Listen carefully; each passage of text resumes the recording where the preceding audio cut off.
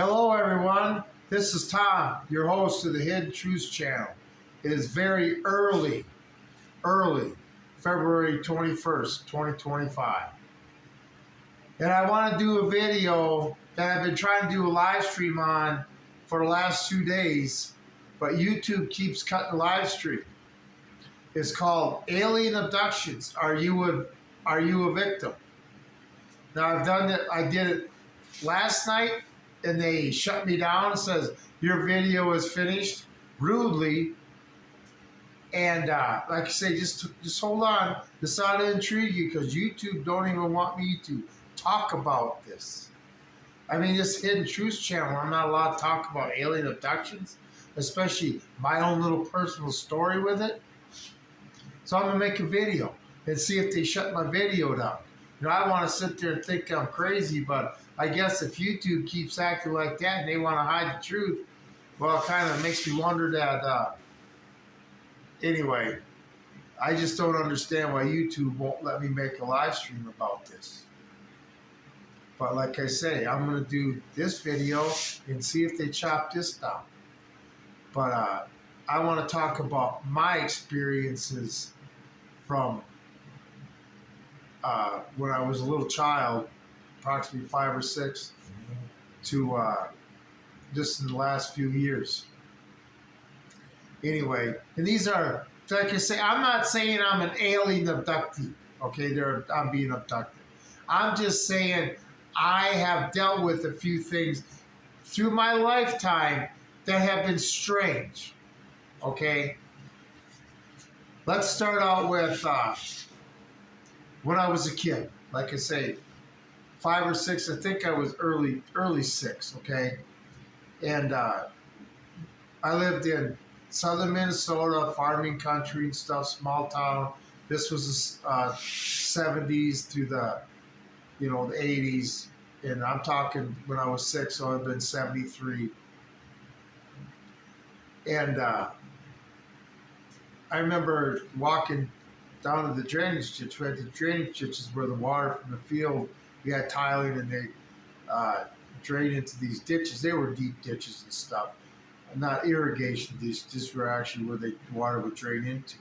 And I was walking along the road. I remember vividly. I'm probably 6 years old, right? So, and this is the 70s. Nobody sees big airplanes, especially when you're from a town that's only 2,000 people and stuff. And I lived out in the country and stuff. It was just different back then. But I remember seeing what I thought was a big airplane flying really low and slow enough to where I could wave to the people that were in the windows. Okay, remember, you're 6 years old. You can't comprehend. You can only associate with what you think it is. And at 6 years old, you're not thinking UFOs, right? Okay, like I say, these are things that happened through my life, and as my life progressed and I got older, I had to, do some searching. But anyway, so we're still when I'm young. I remember one vivid memory when I'm young, and I was playing with this piece of metal, shiny metal, but it was almost like liquid metal. It was held its form, but it was just the strangest thing I remember seeing. And I'm a young kid, right? And I remember as I got older that I felt I was given this to calm me down, to distract me. Like you give a kid something. And I was a kid, how you get him to settle him down. And I was playing with this thing, right? And I remember playing with it. This metal. And I remember as a kid, for years, always going to the toy, when we went to the toy store to look for this toy I played with. And I told my mom about it. She said I was crazy. But anyway, like I say, this was back in 73, right? And then in the late 90s, when I started really looking at alien abductions because I knew something was going on, it was normal. And I hear Jesse Marcel Jr.'s story. Jesse Marcel was the major that went up to the Roswell crash site first, the first military guy out there. picked up pieces and stuff of the craft, and before he went, turned it into whoever he turned it into, he went home with it. And his kid, so this was a bit, when his kid was, what, in the 47, his kid, I don't know, was 6 or 7 years old, I think. And he's talking about how he played with this, the same thing I remember playing with when I was a kid. It's the first and only time I've ever heard somebody say and experience and touch the same thing I did.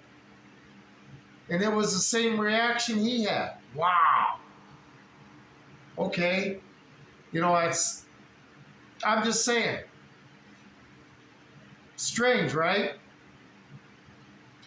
And then we would see, as kids, in the sky, and my brother got pictures once of strange things, right? And then there were times where we'd see these, and then all of a sudden, from the west would come these 2 fighter jets. And we're, like I say, we're in rural Minnesota. There isn't, the closest base got to be in North Dakota, okay? Either Minot or whatever. But these jets come flying low and fast. Whoosh! And I know they're jets. Even at that age, I was older. And like I say, the whole family's witnesses. But they were jets flying low and fast. Strange, huh? Now, I don't remember anything really through high school and stuff. Nothing that really bothered me. You go through high school, like I say, you're not thinking of stuff like this. And I get in the Marine Corps, and I had a few instances after I'd been in the Marine Corps for, well, 5 years. And I was stationed out in Washington. And they had these 2 forts out there, Fort Casey and Fort Eby. Fort Casey was where a lot of Officer and Gentleman was filmed, and Coopville and the actual air station that would be on where they did the pool scenes and stuff. By the way, and then they had Fort Eby, which was further north up the coast, but they didn't have the barracks there or nothing. They didn't even have the guns there. It was just you had some of the cement fortifications still and stuff, but it was a nice place to go run. It was wooded. The paths were wooded. There wasn't a lot of people like Fort Casey. I could take my dog with me. I would put my keys to my truck around her choker. That's how much she was trusted. And we'd go running together and stuff. Well, anyway, I got done with this one run one day. And I'm leaving Fort Eby, turning onto this one little road that takes you to the main secondary road. And it's about a quarter or third of a mile long. I can't exactly remember. But I turned, and I had taken this road many times. It's not like the first time I took this road either. Okay? Many times. But when I look down at the end of the road, and all of a sudden I get terrified. I think what I see is an alien standing in the ditch. See his head and stuff, you know. And I'm just terrified. Terrified. You know, I'm a combat Marine, and I'm terrified. You know how it feels to not have control of yourself like that? And I'm just driving towards it. I'm sweating again and stuff, just like heart's beating. It's like, this is nuts. And I get closer, and I see it's a Hilux bottle that's got the bottom cut off. You know, it's on the wire, on the barbed wire, it's hanging, tipped upside down. You know how stupid I felt? But then it also, you know, kind of like, why would I think of that? Why would I get done with the run, look down at the end of a road and think I see an alien? I mean, it's not like I'm watching alien shows or nothing like that. I mean, I don't even have cable TV. Okay? It was the strangest reaction, you could say, that I could ever thought I had. And then the fear that I felt. I tell you what, feeling fear like that when you feel that you're bulletproof and stuff is a very unsettling feeling. It makes you feel that there's shit out there that can scare the hell out of you. And then you're looking at it and it's like it's a Hilux bottle. So then I had a lot of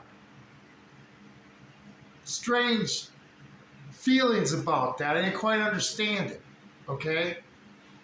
And of course, I seen stuff in the skies, it's not like I didn't believe in UFOs, but I didn't really follow it up on alien abduction. I really didn't know about that phenomenon.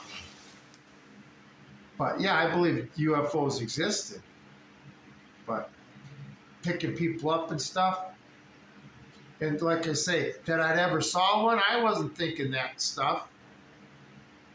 But I tell you what, when I saw that Hilux bottle, I thought that was an alien from a distance. So anyway, let's fast forward. I get out of service and stuff. I'm back in Minnesota.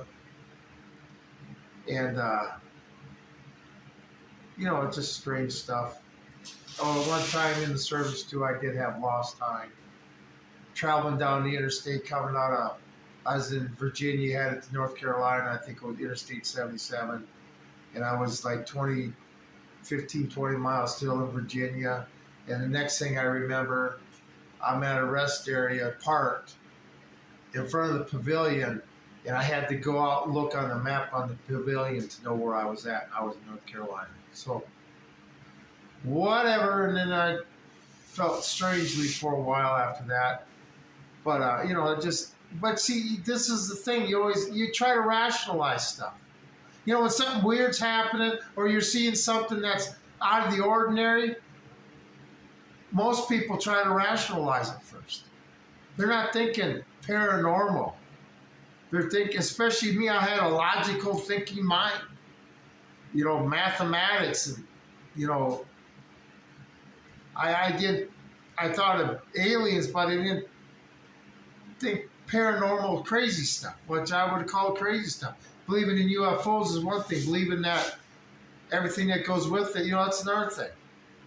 Especially believing that you might have saw one at one time but don't remember can get a little strange. But anyway, I'm in Minnesota, right?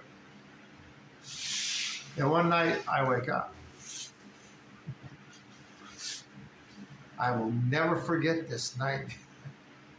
Well, what I remember of it. And I got a king-size waterbed, right? I look up and I see 4 little gray-green dudes standing next to my bed. 4 of them. Vividly remember it. And then that terror I felt again, and I remember instantaneously like leaping and hitting the back wall of the bedroom, and that's the last thing I remember.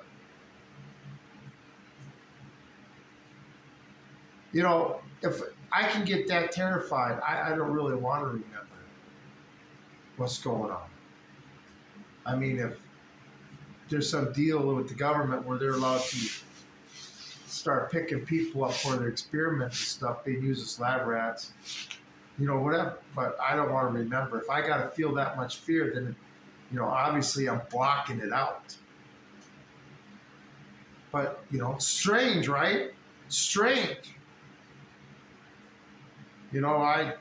Usually you don't sit there and wake up and see that type of thing, in the middle of the night. But anyway, but that's the only time that I remember seeing them, okay? What could have been? I don't know. It wasn't a dream. It actually happened.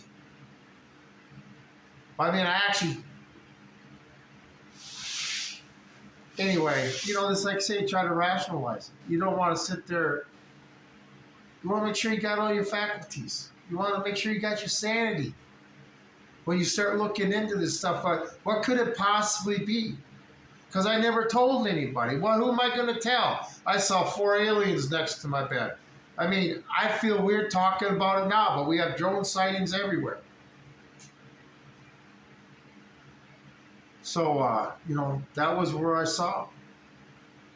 And then I moved to Nebraska, and I live close to where there's, I don't even want to say the military installation because maybe that's why they're flagging my video. But where there's a lot of activity at night, where I can sit outside my grove with a fire, and I'll do that this when it's nice out this spring and summer, and I can get a lot of video of some strange stuff flying in the air. See it during the day and the night. But even I was married once here and stuff, and my wife, she said one night she woke up because she heard a loud noise over the top of the house. It didn't wake me or the daughters up. Then she said it went out over the yard light, and she's looking at this invisible thing. This is when people try to explain what they see. It's out of this world. She said it was invisible, but you could tell it was there because it had lights and stuff. But it was like transparent. Okay? And then I'm laying in bed right next to her, right? And then the thing she said started floating off to the south, and she just went to bed and didn't think about it. Until the next morning when my daughter came over and said, "Did you hear that sound last night?" And Breezy just lit up like a Christmas tree. See, my daughter and her husband had the same experience at a different place. And then they were going to town and talking about it. "Did you hear that loud sound that came over last night?" Everybody's looking at them like they're crazy. And the thing is, they don't remember going to bed that night. Okay. Like I say, just a lot of sightings here. You know, I live by myself. Could I be dealing with other stuff? I don't know. You know, like I said, I really don't want to know people that sit there and say, I want to know everything that happened to me. Bullshit. I don't. The terror. Dreams from the Marine Corps are bad enough, waking up, cold sweats, you know, where you tired or whatever, you just wake up and have slept enough. Because dreams won't go away. But it doesn't terrify you. Okay? Terrified. I like to say I'm not scared of anything. Anyway, then you sit there and say, you know, when you're trying to rationalize it, you don't have no physical evidence, right? There's no physical evidence. Nothing to, you know, you have this, things are going strange, but there's nothing that I can sit there and say, I got a ray gun, okay? I got pictures. I got something that says that this could be happening to me. So anyway, let's fast forward to back in Minnesota, 2019. I had to get my driver's license renewed, so I thought I needed glasses. So I went to the eye doctor, and she dilates my eyes and stuff, and she's looking at this eye. And she goes, "Boy, that lens is scratched." And I said, "Yeah," you know, and I'm thinking, you know, being manual labor and stuff, and you know, I got stuff caught in my eye, but just her reactions, like she hadn't seen stuff like that much, or never really like that before. Then I go to her, "Well, don't worry about it. Just wait till you see the other eye." And she looks at the other. She goes, "You're right, but this one's got a piece of metal in it, and it's healed over. That's kind of strange." So, you know, I'm sitting in the chair, and you know, I'm you know, you watch these alien abductions, and they talk about material in people's noses or their sinus cavity, or their eyes, or wherever. I have a piece of metal in this eye that's foreign, that should cause massive infection. That in the eye, not, you know. She just said that was strange, and she kind of like was puzzled. You know, I don't know what she was thinking, but I know what I was thinking. You know, is this going on? I don't know. I don't know what's going on. I'm just telling people, explaining on my channel what I've experienced. You know, YouTube obviously doesn't want me talking about this. I don't know why. God, you can alien abduction videos all over YouTube. What's so different about mine? I mean, I could be Looney Tune crazy. I don't know. I don't think I am. Like I say, unless I've been crazy since I was 6 years old. You know, like I say, at 6 years old, you can rationalize stuff because you don't know enough. But when you get older and stuff and trying to rationalize phenomenon that, you know, puts your to the end of your limits on how to accept things. I realize there's life on other planets. Life has existed in this universe. This universe was around 10 billion years before the Earth even existed, okay? Life forms came and went long before the Earth existed. But it's going to continue on because the universe is always expanding. But why would they want to come here? We don't even know what a man and a woman is anymore. We have a Supreme Court justice that's a female that can't tell you what a female is. Why would you want to infect your culture or society with such crazy stuff? I mean, all you got to do is go down and look at them. Okay? It's not a prosperous, we're not a prosperous race. We destroy everything we touch. Everything. Okay? And we multiply like cockroaches. 2.5 million people were on this earth after World War II. Or before World War II, I think it was. I can't remember what it was. Before or after. 2.5 billion. We're over 8 billion. 2.5 billion after what? 20,000 years of human beings, we got 2.5 billion. And within 80 years, we've increased, what, 70%? Destroying everything as we go. Like, I don't know why a culture would do that. You know, but anyway, that's my story. We'll see if YouTube will let me download this and see if they erase it. I don't know what the big thing is, but my live streams, chop. Like I broke community guidelines, but I didn't get no message saying they took it off, no strike, no, you were naughty, nothing. Just like I never made the video. And the thing about it tonight